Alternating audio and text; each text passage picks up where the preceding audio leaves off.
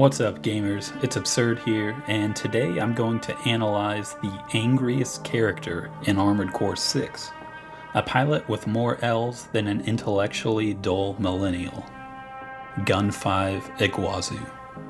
But before we dive into his story within the game, there is some important context from outside the game to consider. Gun 5 Iguazu shares a name with a South American river known for containing the largest system of waterfalls in the world, the Iguazu Falls.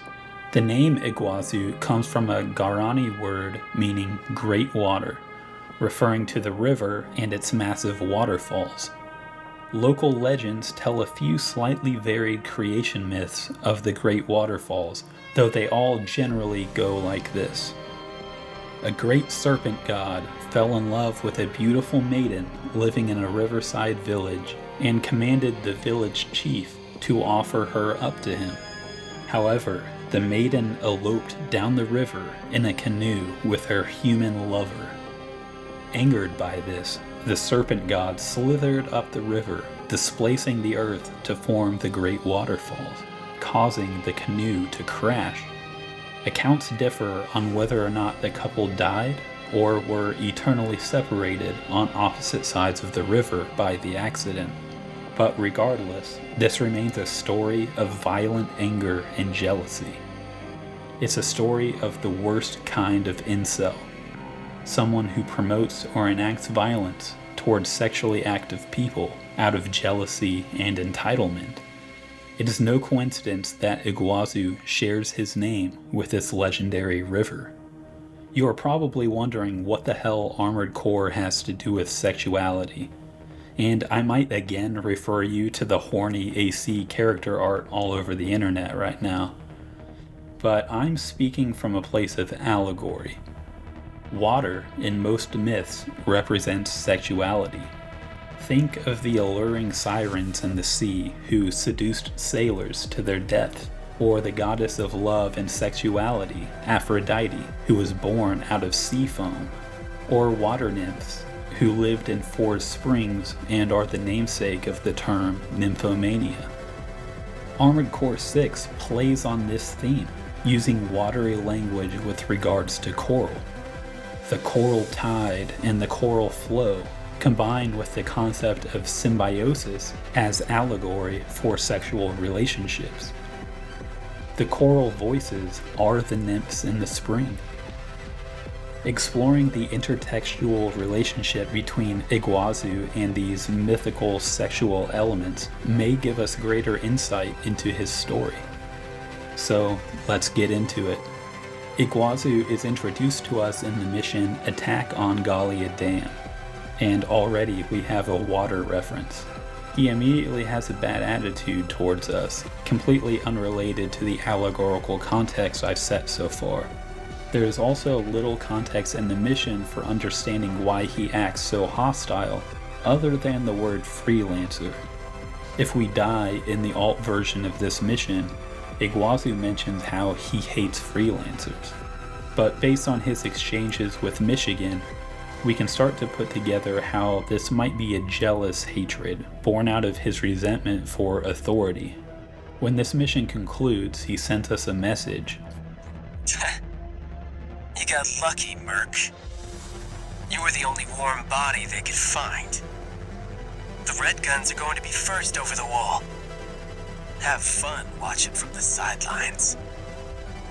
Again, snobbily mentioning our Merc status and puffing out his chest because he and the Red Guns are going to be taking the wall without us. However, they fail to climb the wall, and we are hired by Archivist to achieve what Balaam couldn't. In this mission, we find Gun 4 Volta's fallen AC and extract a log from it.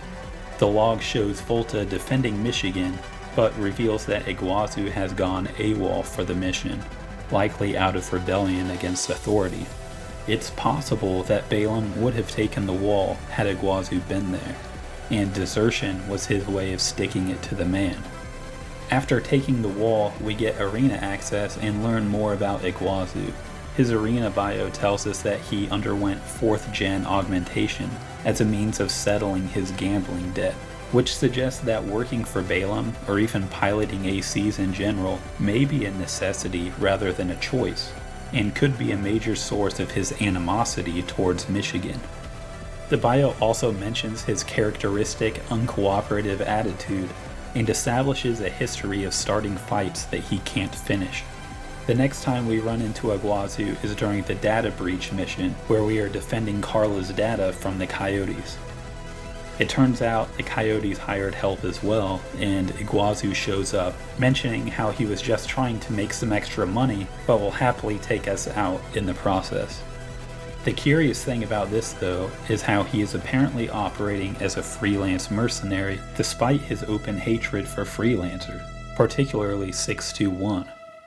This hatred is now confirmed to be born out of jealousy. Iguazu has demonstrated that he is not a team player and he resents authority. Freelance work is a dream for someone like him. And it's good for him that he had the balls to take a risk and try it out here. Unfortunately, he chose the wrong mission to start off his freelance career, as he is unable to defeat us. Iguazu complains of a ringing in his ears during the mission. That ringing in my ears again. It'll be peace and quiet when you're gone. This will be important in a moment. We continually run into Iguazu, once in the Ice Worm mission, and another time in the depths, where we defeat him again. That emergency eject technology is putting in work. In an alt version of the depths mission, we fight Cold Call, who was hired by Iguazu to take us out, since every attempt he has made has failed so far. There's nothing particularly juicy here until we meet him yet again in the alt version of the Coral Convergence mission. This mission begins the most interesting segment of Iguazu lore. Allmind overrides our comms with Walter and sends us off to assassinate V2 Snail. Mid-fight, who else but Iguazu would show up? It's not terribly surprising to see him again, but what is surprising is how he knew where to find us. We went off script for this mission. Allmind and Air are the only ones who knew we were going after Snail. When Iguazu says, "Just like they said," it implies that someone told him exactly where to find us at this moment. Allmind is the only one who knew our location and could have predicted it with enough time for Iguazu to meet us there. So it was a setup. But why? We can discover more by looking into Allmind's plans for this timeline. In a briefing, Allmind speaks of the release project and shows a list of exceptional old-gen augmented pilots that are candidates for it. 4 pilots are highlighted on the list. C1249, which we learned is Sula, and who we defeated on the Attack the Watchpoint mission. C3291, which I suspect is O'Keefe, who we are sent to terminate on this mission. O'Keefe's arena bio mentions him being an old-gen augmented human who later upgraded to 9th gen augmentation.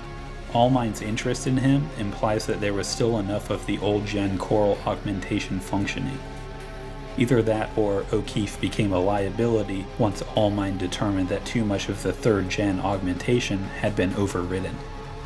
Then we have C4621, us, and C4769, Iguazu, who is also 4th gen per the arena bio.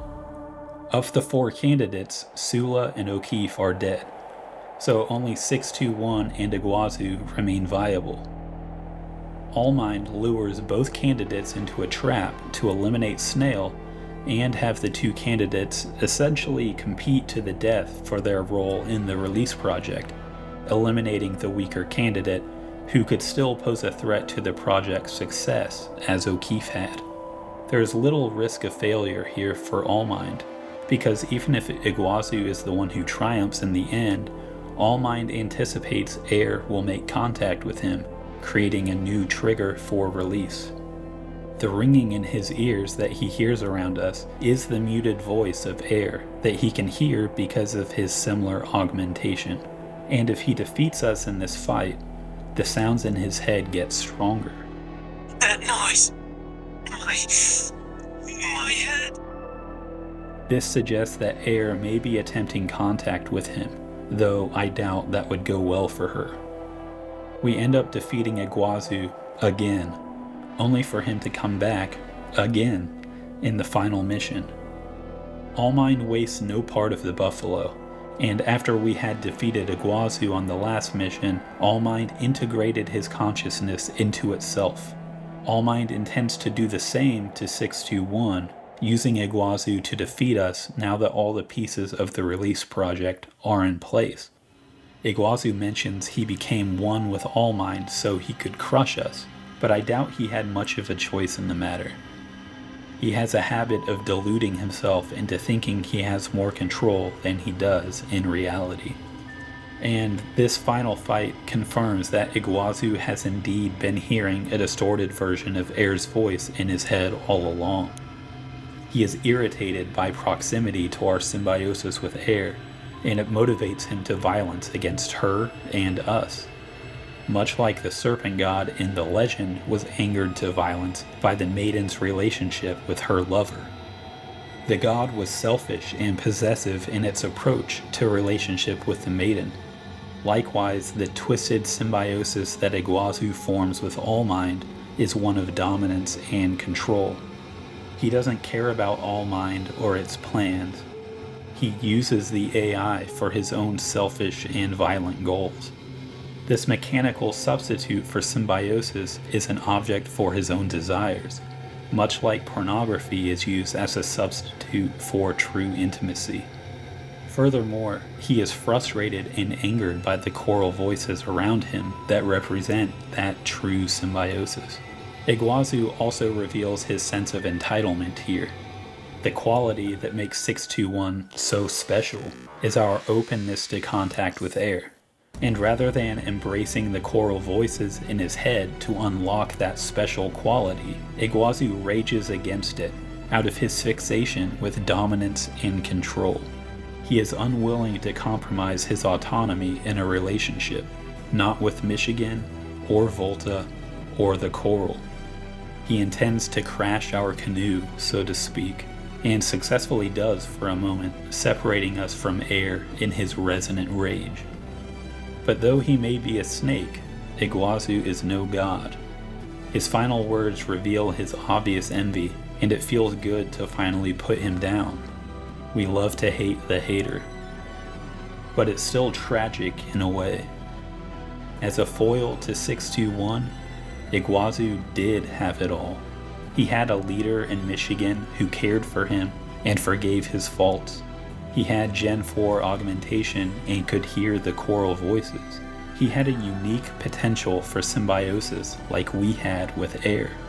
He was selected by All Mind for a project that would change the course of humanity forever. The only thing standing between him and having it all, other than our plot armor, was his own bitterness. I hope he realized that in the end when he finally admitted his jealousy.